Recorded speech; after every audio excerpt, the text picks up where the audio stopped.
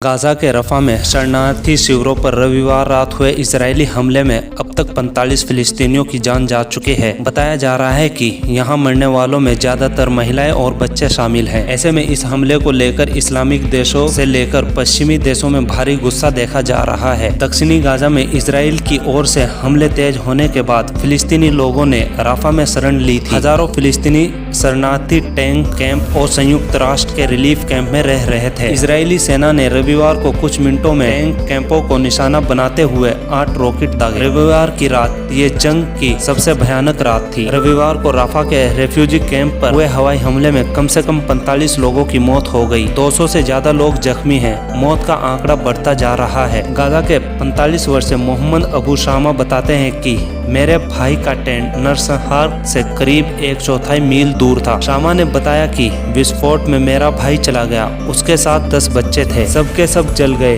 3 साल की भतीजी की मौत हो गई। वहाँ पर हर तरफ खून फैला था। मेरे भाई के सीने और गर्दन में छर्रे लगे थे। बच्चों के सर में चोट लगी थी। मेरे सामने ये लोग जल रहे थे। मेरी बेबसी ऐसी थी कि मैं कुछ कर नहीं सकता था।